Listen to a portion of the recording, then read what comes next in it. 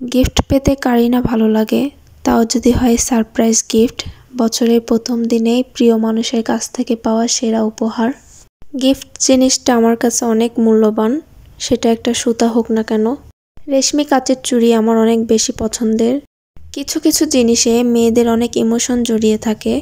প্রিয় মানুষকে খুশি করতে খুব বেশি কিছুর প্রয়োজন হয় না।